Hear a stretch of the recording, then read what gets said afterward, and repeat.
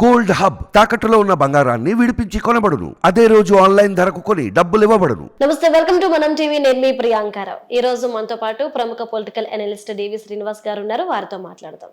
నమస్కారం సార్.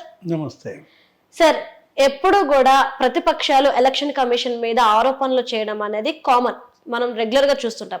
కానీ ఈసారి వైఎస్ఆర్సీపీ కూడా ఎలక్షన్ కమిషన్ మీద ఆరోపణలు చేస్తుంది. అంటే ఎలక్షన్ కమిషన్ టీడీపీ కూటమికి అనుకూలంగా పనిచేసింది, వాళ్ళకి సొత్త అంటూ కూడా మాట్లాడుతున్నారు. ఇదే నేపథ్యంలో అంటే పిన్నెల్లి రామకృష్ణారెడ్డికి సంబంధించిన ఏదైతే వీడియో లీకేజ్ ఉందో దాని మీద పలు ఆరోపణలు అనేవి వస్తూ ఉన్నాయి.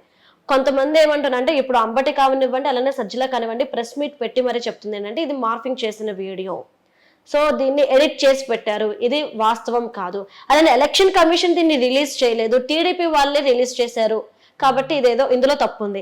ఇంకొకటి ఏంటి అంటే గనక, ఏదైతే వీడియో రిలీజ్ చేశారో ఆ వీడియోని బేస్ చేసుకొని చాలా చోట్ల టీడీపీ వాళ్ళు రెగ్గింగ్ చేశారు. అవెందుకు బయటకు రావట్లేదు, కేవలం వైఎస్ఆర్సీపీ వాళ్ళు చేసినవి మాత్రమే ఎందుకు మీరు రిలీజ్ చేసి ఇలా మాపై దుష్ప్రచారం చేస్తున్నారంటూ కూడా వారు క్వశ్చన్ చేస్తున్నారు. ఇక ఇదంతా ఒక విధంగా ఉంది. పిన్నెల్లి కనిపించట్లేదు, అరెస్ట్ వారెంట్ ఇవన్నీ పక్కన పెడితే ఒక అధికార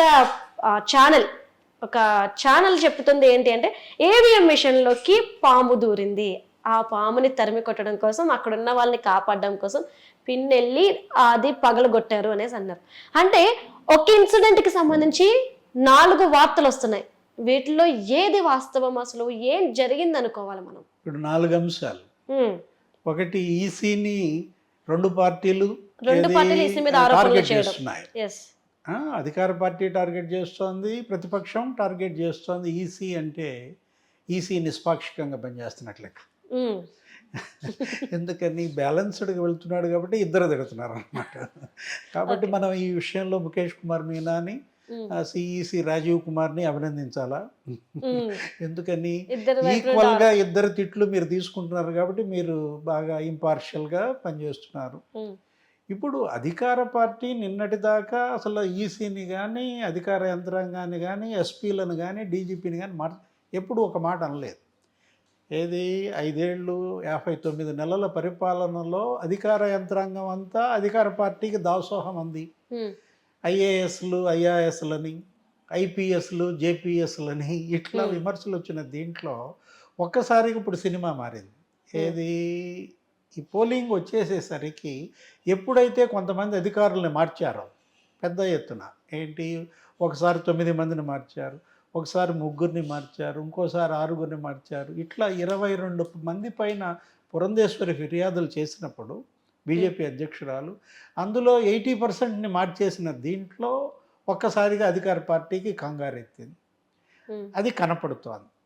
ఒకవైపు ప్రజా తీర్పు వాళ్ళకి వ్యతిరేకంగా ఉంది, పడుతోంది అనేది కూడా గ్రహించినట్టున్నారు.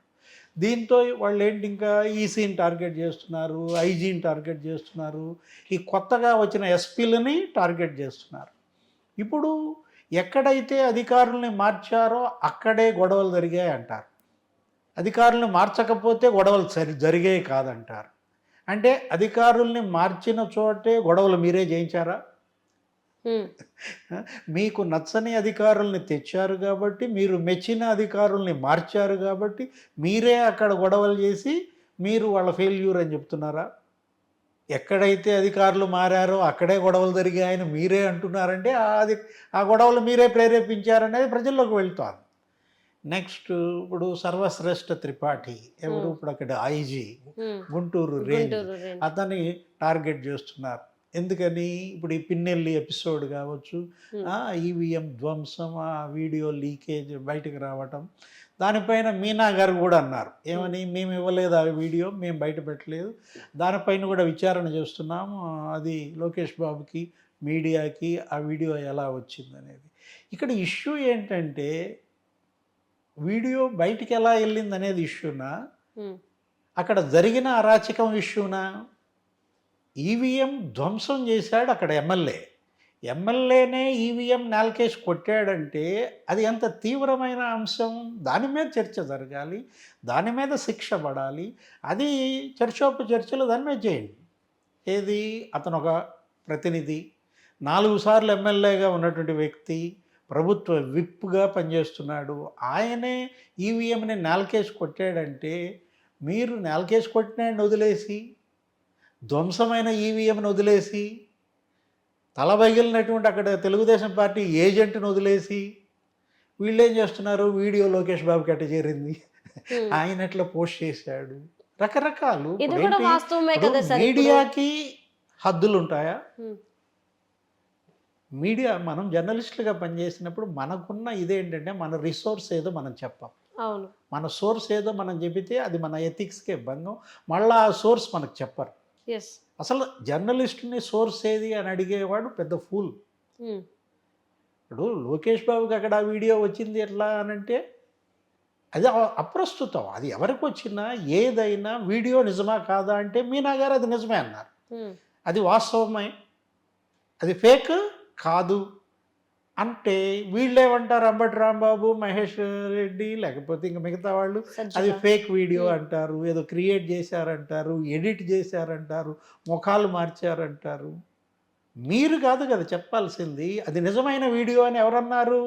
CEO ముఖేష్ కుమార్ మీనాయే చెప్పాడు. దానిపైన చర్యలు తీసుకున్నారు. అక్కడ ఉన్నటువంటి పిఓని సస్పెండ్ చేశారు. అసలు అది 13వ తారీఖు జరిగింది మధ్యాహ్నం 12:30కి. ఆ రోజు ఏం చేశారు? ఆ ఫుటేజీ మీకు ఉంది, మీ దగ్గరే ఫుటేజ్ ఉన్నప్పుడు 2 రోజుల తర్వాత కేసు పెట్టడం ఏంటి?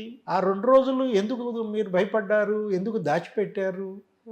ఇప్పుడు సిట్ గనక ఆ ఫుటేజీ తీసుకోకపోతే, బయట పెట్టకపోతే, అసలు సిట్టే నియామకం జరగకపోతే ఇది బయటకు వచ్చేది కాదు కదా. 20వ తారీఖు దాకా అతను గుర్తు తెలియని వ్యక్తి, అతనికి గుర్తు తెలియని వ్యక్తికి అక్కడ ఉన్న పోలింగ్ స్టాఫ్ లేచి నుంచుని దండం పెడతారు. పోలింగ్ స్టాఫ్ లేచి నుంచుని దండం పెట్టారంటే అది గుర్తు తెలియని వ్యక్తి బూత్లోకి వచ్చింది కాదు కదా. స్పష్టంగా ఆయన్ని గుర్తుపడతారు, ఎవరైనా గుర్తుపడతారు. అక్కడ నియోజకవర్గ ప్రజలే కాదు, అక్కడ అసలు మొత్తం మీడియా అతను గుర్తుపడుతుంది, అధికారులంతా గుర్తుపడతారు. విప్ అంటే మినిస్టర్ స్థాయిలో ఆయన ఉన్నప్పుడు, క్యాబినెట్ ర్యాంకులో ఆయన ఉన్నప్పుడు గుర్తు తెలియని వ్యక్తిగా ఎలా రాశారు? ఆ రాసిన వాళ్ళ మీద చర్య తీసుకోవడం కాదు. వాళ్ళు ఏముంది, మీరు రాయించారు, వాళ్ళు రాశారు, రాయించిన వాళ్ళ మీద చర్యలై, అక్కడ ఉన్న రిటర్నింగ్ ఆఫీసర్ మీద చర్యలై, అక్కడ ఉన్న జాయింట్ కలెక్టర్ మీద చర్యలై. ఇప్పుడు ఆ ఫుటేజీ CEO ఎప్పుడు చూశాడు? మీనా. ఇక్కడ మీనా కూడా దోషే. అక్కడ రిటర్నింగ్ ఆఫీసర్, అక్కడ ఉన్నటువంటి జాయింట్ కలెక్టర్, అక్కడ ఉన్నటువంటి కలెక్టర్, వీళ్ళందరూ చూస్తారు. ఏది? వాళ్ళ కార్యాలయాల్లో నుంచి, వాళ్ళ ఛాంబర్స్లో నుంచి, వాళ్ళ వాహనాల నుంచి కూడా CCTV ఫుటేజ్ నీ పరిధిలో ఎక్కడెక్కడ ఏం జరుగుతుంది చూసే టెక్నాలజీ మీ దగ్గర ఉన్నప్పుడు మీరు అది ముందే చూశారు. ఆ పగలగొట్టిన వ్యక్తి మీకు ఎవరో తెలిసినా కప్పెట్టాలని చూశారు. అదేదో 20వ తారీఖు దాని మీద కేసు పెట్టారు. ఇప్పుడు ఆ ఒక్క వీడియోనే ఎందుకు బయట పెట్టారు? 3వ అంశం మీరు అన్నదేంటి? ఇంకా మిగతా వీడియోలు ఉన్నాయి కదా, ఇంకా 9 చోట్ల 10 చోట్ల ఈవీఎంలు ధ్వంసం చేశారు. ఒక ఈవీఎం ధ్వంసమే చూపించారంటే మిగతా 9 ఈవీఎం ధ్వంసాల యొక్క ఫుటేజ్ ఏది? ఆ నియోజకవర్గంలోనే 7 చోట్ల జరిగాయి, మిగతా 6 ఈవీఎం ధ్వంసముల ఫుటేజ్ ఏది? రాయండి, ఈసీకి రాయండి, సిఈసికి రాయండి, ఆ ఫుటేజ్ తప్పించుకోండి. ఎవరు వద్దన్నారు? ఇప్పుడు ఆ ఫుటేజ్ మీరు ఎవరిని అడగాలి? తెలుగుదేశాన్ని అడుగుతారా? లోకేష్ బాబుని అడుగుతారా? ఇప్పుడు వీళ్ళు ఎవరిని అడుగుతున్నారంటే లోకేష్ బాబుని అడుగుతున్నట్టుగా ఉంది. ఆయన ఎక్స్ ఖాతాలో ఆయన దగ్గరకు వచ్చిన ఫుటేజ్ ఆయన వేశాడు. ఆయనకి మీడియాతో ఉన్న సన్నిహిత సంబంధాలు ఉండొచ్చు, ఎవరైనా సరే. ఇప్పుడు మీకు కూడా రావచ్చు. మీ మీడియా ఫెయిల్ అయిందా? వాళ్ళ మీడియా సక్సెస్ అయిందా?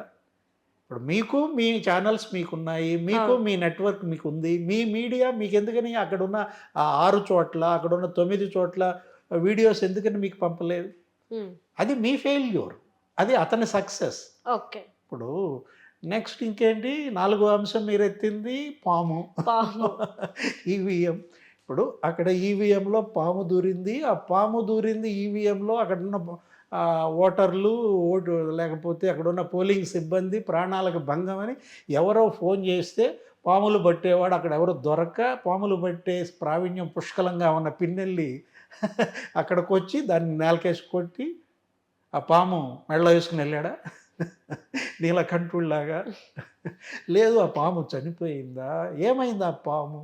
ఉమ్, ఇవన్నీ కూడా ఏంటంటే బుల్షిట్. ఏది ఇప్పుడు ఇలాంటి వాటి వల్ల ఈ ప్రచారాలు వీటిని అధికార పార్టీ ఛానల్స్లోనే పాము అని, ఉమ్, ఈవీఎంలో దూరిందని, దాన్ని పగలగొట్టాడు, వాళ్ళ ప్రాణాలు కాపాడాడు అనే వార్తలు ఉమ్, అధికార పార్టీ ఛానల్స్లో రావటం అంటే అబ్సర్డ్.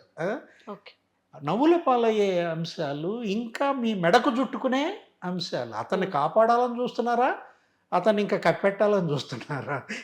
ఈ పాము, ఈ ఈవీఎంల ఎపిసోడ్ ద్వారా. ఓకే. ఇప్పుడు ఇవాళ ఆయనకి బెయిల్ వచ్చింది. ఉమ్, 6వ తారీఖు దాకా ఆయన్నే కాదు ఇంకొక 3-4 ఎవరిని కూడా అరెస్ట్ చేయొద్దంటూ హైకోర్టు తీర్పిచ్చింది. ఉమ్, ఏంటి, వీళ్ళ అభ్యర్థులు కాబట్టి వీళ్ళ యొక్క ప్రజా తీర్పు ఈవీఎంస్లో స్ట్రాంగ్ రూమ్స్లో ఉంది కాబట్టి వీళ్ళ ప్రాణాలు అంటే అదే రాజకీయంగా వీళ్ళ భవిష్యత్, వీళ్ళ రాజకీయ మనుగడ ఎక్కడుంది? స్ట్రాంగ్ రూమ్లో. మాంత్రికుడి ప్రాణం చిలకలో ఉన్నట్టుగా ఈవీఎంల్లో వీళ్ళ రాజకీయ భవిష్యత్తు ఉంది కాబట్టి ప్రజాస్వామ్యం అనే ఈ దేశంలో ఉమ్, రాజ్యాంగం ఇక్కడ అమలవుతుందని చెప్పుకునే పరిస్థితుల్లో పేపర్ మీదైనా ఉమ్. ఏమని ఇచ్చింది జడ్జిమెంటు, 6వ తారీఖు దాకా వీళ్ళని చేయొద్దు. చర్యలు తీసుకోవద్దు, ఉమ్, ఆ తర్వాత చూద్దురు ఉమ్, రాజు ఎవరో రెడ్డెవరు ఓకే. అనే దీంట్లో రేపొద్దున వీళ్ళే రాజులయ్యారనుకో, ఉమ్, మళ్ళా పిన్నెల్లి గెలిచాడనుకో, జగన్మోహన్ రెడ్డి ముఖ్యమంత్రి అక్కడే ఒక హామీ ఇచ్చారు, ఇంకా పై స్థానంలో కూర్చోబెడతానని. ఓకే. మంత్రి అయిపోతాడు. ఓకే. ఇంక ఈ కేసులేమీ ఉండవు. ఉండవు. ఇప్పుడు ఇవాళ చట్టము, న్యాయము ఇవాళ డబ్బున్నాళ్ళ చేతిలో బందీ అయిపోయిన పరిస్థితుల్లో ఉమ్, సామాన్యుడికేమో అది దుర్భరమైన అంశంగా మారింది, దొరకని వస్తువుగా మారింది. డబ్బున్నాళ్ళేమో ఏ నేరమైనా చేసి తప్పించుకోగలరు, హత్యలు చేస్తారు, చేయిస్తారు, అరెస్ట్ చేయటానికి వచ్చినటువంటి సిబిఐని దరిదాపుల్లో కూడా రానియకుండా తరిమి కొడతారు. అరెస్టు చేసినట్టుగా టెక్నికల్గా చూపించుకుని వెళ్ళిపోతారు వాళ్ళు. సేమ్ ఇది కూడా అదే. ఏది ఇక్కడ ఈవీఎం ధ్వంసం చేసిన ఆ ధ్వంసం చేసిన వ్యక్తికి రక్షణగా చట్టాలు, న్యాయస్థానాలు ఉన్నప్పుడు భారత ప్రజాస్వామ్యమా జోహార్. ఏది ఓటర్లే కాపాడుకోవాలి. Okay. Right. Thank you so much sir. నమస్తే.